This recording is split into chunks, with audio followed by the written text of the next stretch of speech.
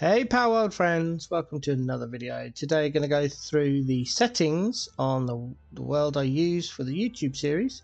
And you see there at the top, heavily greyed out, that's just the way the game's done it. It says there, world name, YouTube series.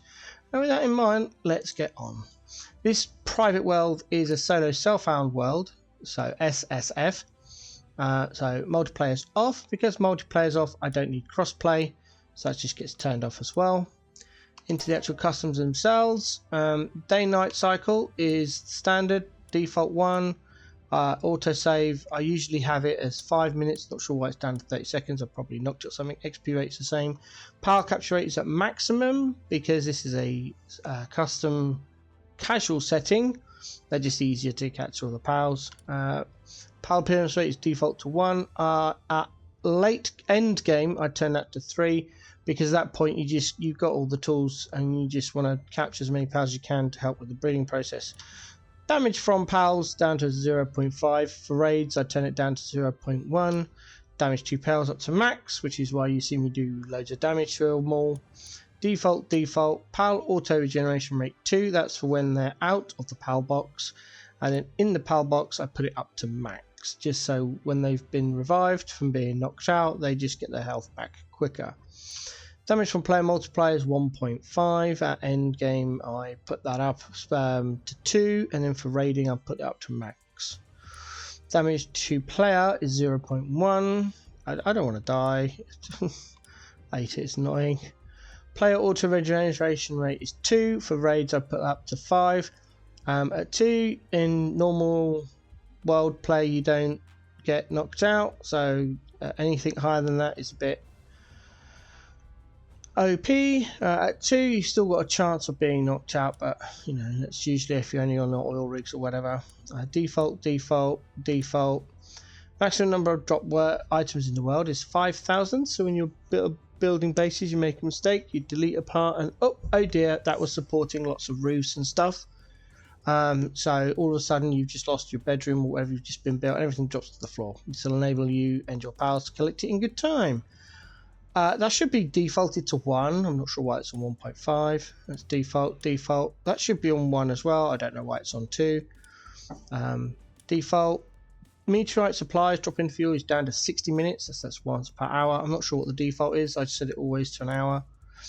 Time to incubate massive egg. Let's say huge eggs. In hours, 0. Unless you're on a standard world or a hard mode world or on a predetermined server world. If you're in private world, just set it to 0. You'll have so much more better time. Raid events off because we only have them on in early game mainly for the humans to get those power spheres, the gold and the ammo. After that the NPC humans drop off, the syndicates drop off, and it just becomes pals, and most of them are really bad, so there's no point.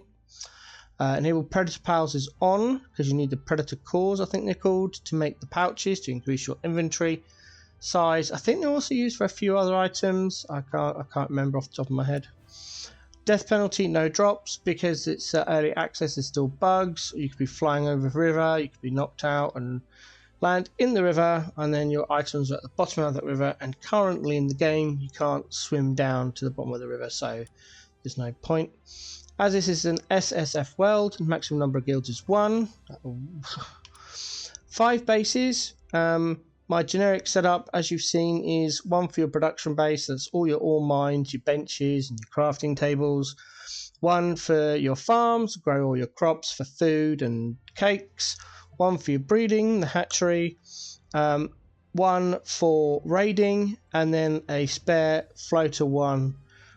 Which generally either at early game becomes your PAL expedition center base, that's about it, and then at end game it becomes your XP base where you build a couple of giant furnaces, a couple of production line 2s, lots of storage chests, 2 big generators, and you have all your 2 electrical generators. I use Hell's Effilux because they're dark pals, so they're nocturnal, they have transport and generating electric. I have my kindlers is usually Phalaris because they've got kindling and transport.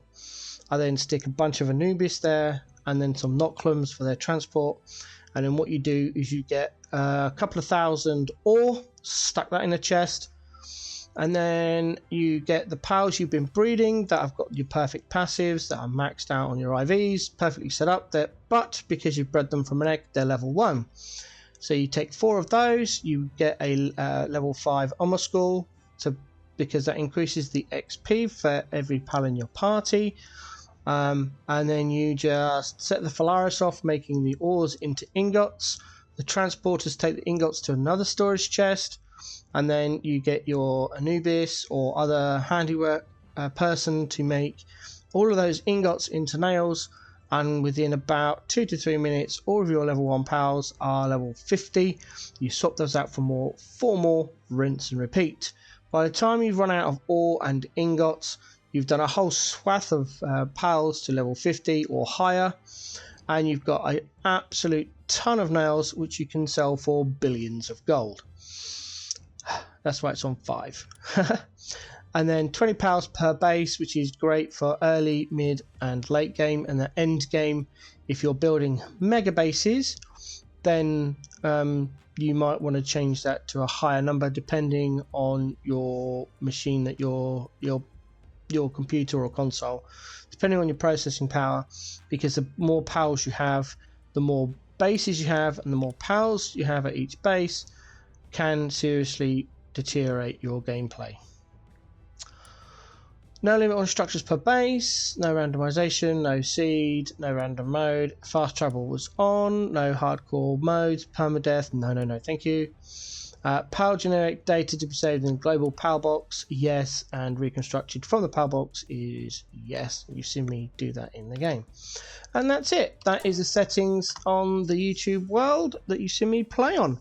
Hope this was helpful to some of you out there.